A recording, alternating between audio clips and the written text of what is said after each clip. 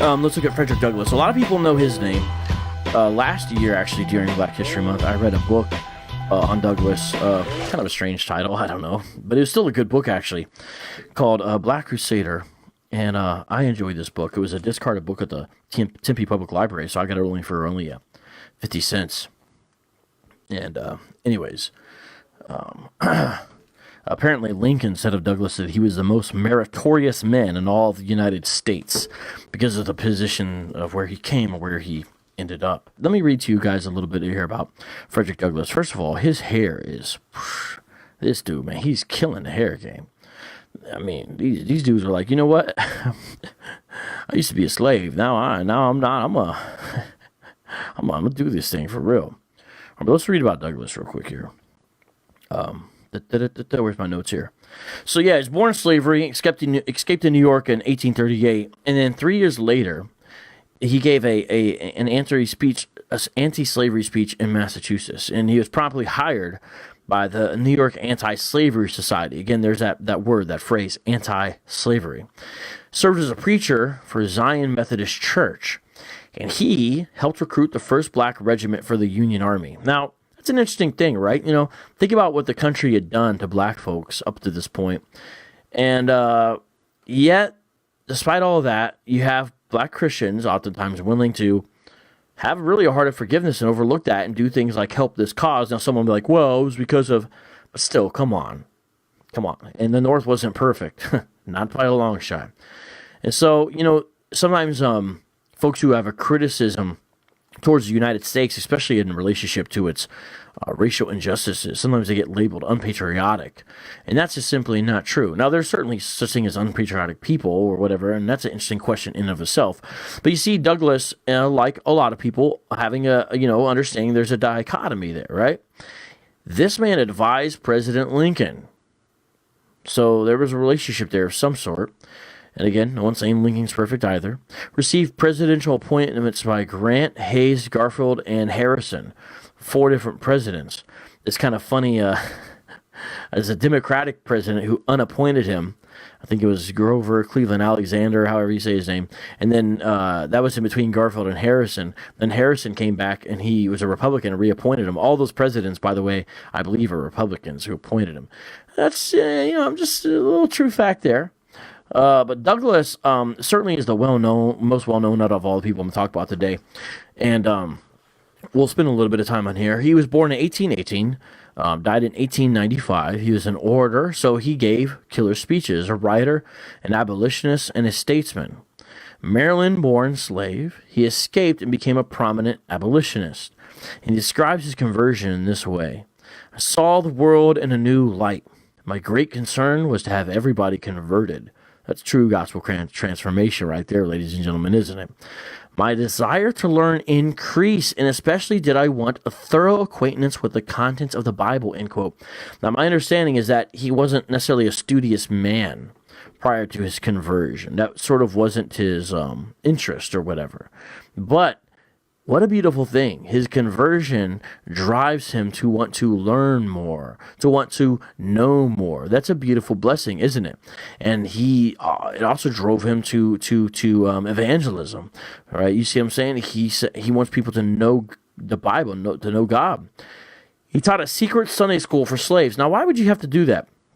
There's sometimes a meme or a trope that gets passed around that's along the lines of, hey, black folks were made Christian by having beat into them.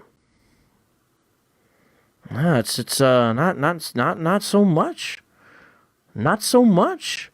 It was illegal to do a lot of things in relationship to educating black folks in America at this time. And for example, that's why Douglass had to teach a secret Sunday school for slaves. There was a great fear about what Christianity and its unbridled form might do to the slaves because they, quote, start thinking for themselves, especially in relationship to reading and writing. And then they have their own organization, and then they're meeting privately, and who knows what they're saying in those closed doors. These are the fears of the slave master. Not only that, but a lot of the slave revolts and rebellions that did happen had a religious component and were often led or in some way encouraged, inspired by folks whose weapon began with the Bible and ended with a rifle. And be that as may, there was these folks were fearful. What should they have done? They should have let the slaves go. But instead, they would do things like outlaw them being taught the Bible. So he spoke worldwide, advocating emancipation. For example, he had some good times sort of in the UK. And reading through his biography is quite amazing. Some of the white abolitionists, let me be frank, wanted to kind of control him in certain ways. And they kind of had their own thoughts about how to do things and whatnot. And, he had partnerships with a number of them for a while, William Lloyd Garrison most of all.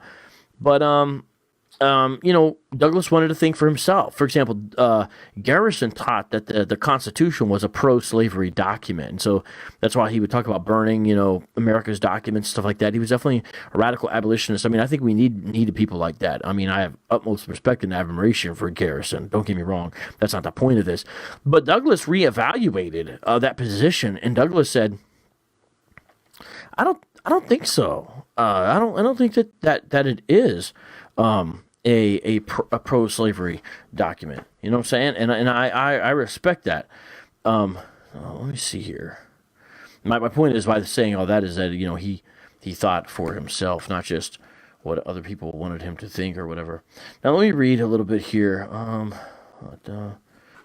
This is from a book, American History in Black and White, Setting the Record Straight, David Barton. This is interesting here. Now, Douglas was a Republican, and listen to what he said. He said this: I have one great political idea. That idea is an old one. It is widely and generally assented to. Nevertheless, it is very generally trampled upon and disregarded. The best expression of it I have found in the Bible. It is in substance, righteousness exalteth a nation. Sin is a reproach to any people. That's from Proverbs 14:34. This constitutes my politics. You hear that? That's amazing. He's saying my politics is influenced directly by a biblical understanding, which is righteousness exalts a nation, but sin. So here, continue on with the Douglas quote. This constitutes my politics, the negative and positive of my politics, and the whole of my politics. I feel it my duty to do all in my power to infuse this idea into the public mind, that it may speedily be recognized and practiced upon by our people. So, look at that. He's saying that the key driving component in politics is that righteousness exalts a nation and sin is a reproach to any people. So that would relate to how folks are treating the oppressed, the minority, the vulnerable among them. Yes, that includes slaves. And so you see what drives him. And this all has an apologetic value to show that Christianity is not a religion of oppression. Certainly you can twist it like you can twist anything, but it's not a religion of oppression or just for one group of people, Europeans or something like that. It's just simply not. So I relay that to everybody, hoping that they understand. Now, that's Douglas, and certainly it was a man who was his own. And I have a lot of respect and admiration for Douglas, and I appreciate, there's a famous quote by him. Look up Frederick Douglass's quote on Christianity and slave-holding Christianity versus true biblical Christianity. And what he does there in that quote is beautiful. It's a beautiful thing.